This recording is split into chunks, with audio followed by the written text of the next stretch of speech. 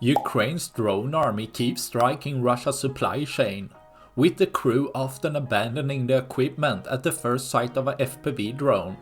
However, this didn't seem to be the case for this truck driver, with the drone operator cleverly hitting the fuel tank, causing a large fire to break out.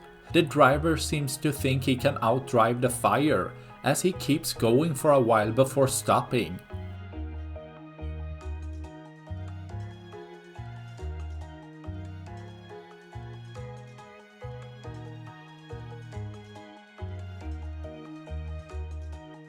With the truck still burning, the fire starts spreading, causing both the truck and resources to burn down, destroying another of Russia's supply truck, leaving one less for tomorrow.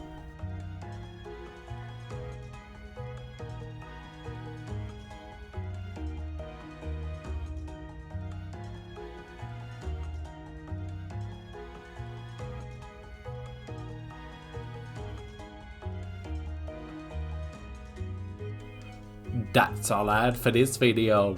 Please like and subscribe for more. Thanks for watching. Bye.